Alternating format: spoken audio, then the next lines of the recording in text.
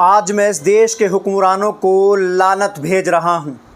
उन्हीं हुक्मरानों को जिन्होंने कहा था कि हम देश की सेवा करेंगे, महिलाओं को सुरक्षा देंगे, हर नागरिक का सम्मान करेंगे। उन्हीं हुक्मरानों को, क्योंकि आज वो अंधे हो गए हैं, आज वो चुप हो गए हैं। इस देश के प्रधानमंत्री चुप हैं। भारत के एक राज्य मणिपुर में 2 महिलाओं को सैकड़ों मर्दों की भीड़ ने निर्वस्त्र कर पूरे गांव सड़क में घुमाया। बड़ी निर्दयता से, बड़ी निर्ममता से उनके स्तनों और योनियों को छुआ। और ये तमाशा उस पूरी भीड़ ने देखा। अब आप लोग सोच रहे होंगे कि इसमें प्रधानमंत्री नरेंद्र मोदी की क्या खता है, उनका इसमें क्या दोष है। पिछले 2 महीने से मणिपुर जल रहा है, 2.5 महीने से। कुकी और मैती समुदाय में भीषण दंगे हो रहे हैं। भाजपा की सरकार है मणिपुर में, देश के प्रधानमंत्री हैं नरेंद्र मोदी, और उन्होंने अब तक इस हिंसा को रोकने के लिए कुछ नहीं किया। इस हिंसा में, जिसमें अब तक सैकड़ों लोग मर चुके हैं, न जाने कितनी औरतों का बलात्कार हो गया है। और ये जो घटना सामने आई है, इसको देखकर मैं सोच नहीं पा रहा हूं मैं क्या कहूं। इसको देखकर मैं समझ नहीं पा रहा हूं, असहज हो गया हूं कि 2 महिलाओं को कैसे सैकड़ों लोगों की भीड़ निर्वस्त्र कर घुमा रही है। और उन महिलाओं का कहना है कि जब वो वहां पर पहुंची तो दूसरे समुदाय की भीड़, मैती समुदाय की भीड़ ने कुकी महिलाओं को पकड़ा, उनको कहा अपने वस्त्र निकाल दो, वरना तुमको जान से मार देंगे।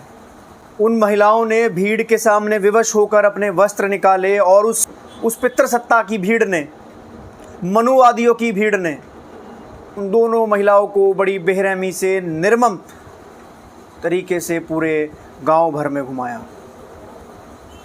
अगर देश के प्रधानमंत्री 2 महीना पहले ही मणिपुर हिंसा पर एक बड़ा स्टैंड ले लेते तो क्या ये होता? अगर देश के गृह मंत्री मणिपुर हिंसा को रोकने के लिए पुख्ता इंतजाम करते तो ये होता? मणिपुर के मुख्यमंत्री इस हिंसा को रोकने के लिए केंद्र से सही मदद मांगते, पुख्ता मदद मांगते तो क्या ये होता? और देश का दलाल मीडिया अगर सही समय पर मणिपुर की खबरों को तवज्जो देता, दिखाता, तो क्या आज ये होता? ये सवाल इन सब लोगों से है, और लानत इन सभी लोगों को जानी चाहिए।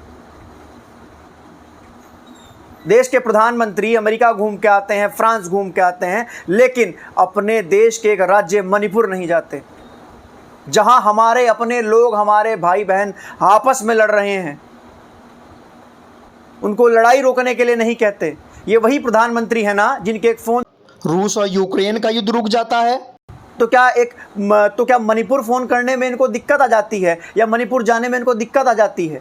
ये जो आज तस्वीरें सामने आ रही हैं, ये जो निर्मम तस्वीरें सामने आ रही हैं 2 महिलाओं की, ये मात्र 2 महिलाएं नहीं हैं।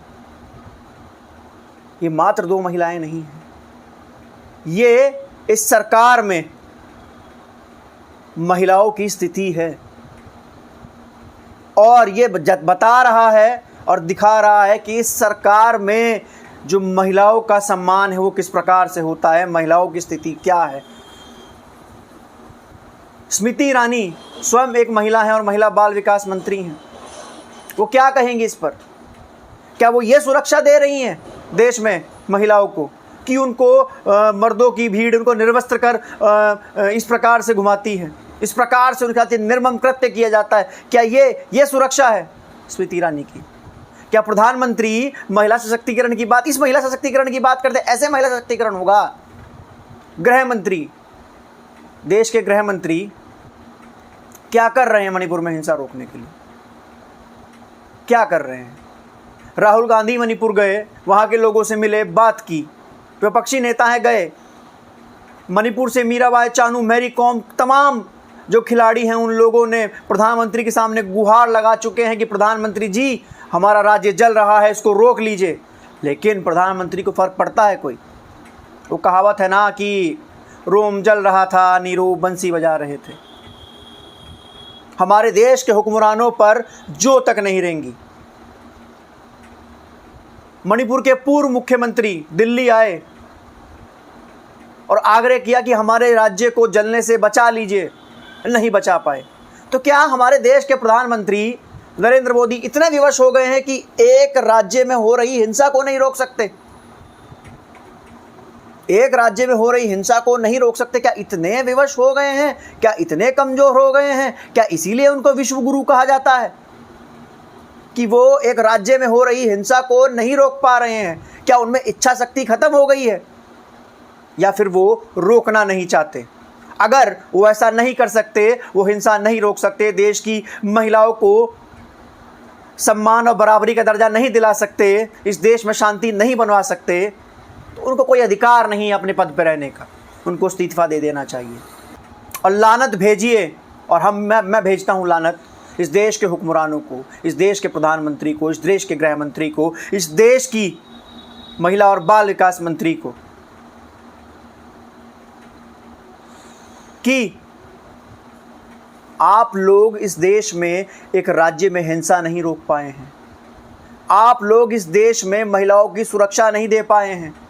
मैं लानत भेजता हूं आपको। ये वीडियो 2 महीना पुराना है। अब वहाँ इंटरनेट चालू हुआ है, तमाम ये चीज़ें निकल कर बाहर आ रही हैं। और मैं लानत भेजता हूँ सबसे पहले तो इस देश के दलाल मीडिया को, उस मेन स्ट्रीम मीडिया को जो सीमा हैदर के मामले में तो लगातार कवरेज करता है। ये मैं लानत भेजना चाहता हूँ इस देश के दलाल मीडिया को जो सीमा हैदर के मामले में लगातार कवरेज करता है। टीआरपी के गिद्ध ये लोग मणिपुर नहीं जाते। टीआरपी के ये गिद्ध ये लोग मणिपुर नहीं जाते हैं। सीमा हैदर को ये लोग एक बड़ा मुद्दा बनाते हैं। दिन भर टीवी खोल के देखो सीमा हैदर, टीवी खोल के देखो सीमा हैदर, एसडीएम मौर्य, बस टीवी पे यही चल रहा है। मणिपुर जाते वक्त इनके पैरों में मोच आ जाती है या मणिपुर जाते वक्त इनके पैर टूट जाते हैं। तो ये लानत मैं भेज रहा हूँ इस देश के हुक्मरानों को, इस देश के दलाल मीडिया को, इस देश की पितृसत्तात्मक सोच को, जिनके जहन में आज भी महिलाओं के लिए इस प्रकार की सोच है। अब तक इस मामले में किसी की गिरफ्तारी नहीं हुई है। मणिपुर पुलिस किसी को गिरफ्तार नहीं कर पाई है इस मामले में। एफआईआर हुई है लेकिन गिरफ्तारी नहीं हुई है।